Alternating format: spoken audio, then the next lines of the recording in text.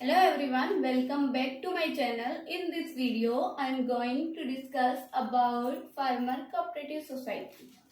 Okay, let's start. What do you mean by Farmer Cooperative Society? Why these society are set up?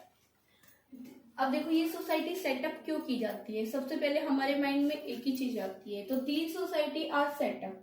ये जो society है farmer cooperative society है, इनको setup करने का जो मेन पर्पज है वो क्या है बेटा, सेटअप की जाती है किस पर्पज से, to protect the interest of farmer.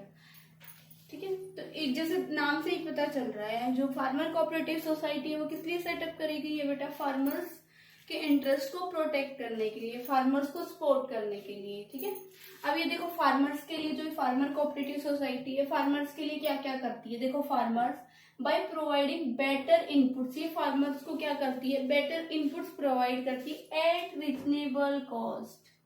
ठीक है, अब इनका मेन पर्पज ये क्या होता है बेटा, फार्मर्स की हेल्प करना by providing better inputs at reasonable cost. अब देखो इन सोसाइटी को सेटअप करने का मेन एम क्या है।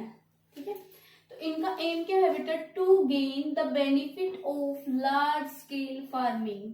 मतलब इनका जो मेन पर्पज है, इनका मेन पर्पज ये है कि फार्मिंग को ज्यादा से ज्यादा बढ़ावा देना, और बढ़ावा देने के बाद जो लार्ज फार्मिंग होगी उससे जो बेनिफिट जो मिलता है ना, उस बेनिफिट को लेना एंड इंक्रीज द प्रोडक्टिविटी। जो फार्मिंग की जो प्रोडक्टिविटी है ना उसको भी इंक्रीज करने के लिए कहीं ना कहीं ये कोऑपरेटिव सोसाइटी है जो फार्मर्स की हेल्प करती है, जो इनको बेटर इनपुट्स देती है एट रीजनेबल कॉस्ट। ठीक है, अब देखो बेटा ये क्या क्या प्रोवाइड करती है फार्मर्स को फार्मर कोऑपरेटिव सोसाइटी। जो ये प्रोवाइड करती है बेटा बेटर क्वालिटी सीड्स, फार्मर्स को क्या देती है, better quality seeds at reasonable price, fertilisers, machinery and other modern technique for use in the cultivation of low crops।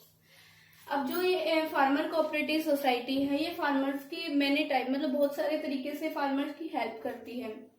जैसे इनको बेटर क्वालिटी के सीड्स प्रोवाइड करती है रीजनेबल कॉस्ट पे, या फिर उनको फर्टिलाइजर्स भी प्रोवाइड करवाती है, मशीनरी और अदर जो भी मॉडर्न टेक्निक्स हैं वो भी इनको, जो भी मॉडर्न टेक्निक मीन्स जो भी कल्टीवेशन ऑफ क्रॉप्स में जो भी खेती में यूज होती है वो सारी की सारी जो बेटर इनपुट्स होती है वो कोऑपरेटिव सोसाइटी इनको प्रोवाइड करती है एट रीजनेबल कॉस्ट। देखो इनके पास ऑप्शन होता है कि ये बाहर से भी परचेज कर सकते हैं, लेकिन वहां पे जो इनको कॉस्ट होती है वो हाई होती है। इसलिए ये जो कोऑपरेटिव सोसाइटी है ये इनका मेन पर्पज ही क्या है कि बेटा बेटर क्वालिटी की जो टेक्निक्स है, सीड्स है, फर्टिलाइजर है, ये सब प्रोवाइड करना फार्मर्स को eight reasonable cost. Thank you for watching this video.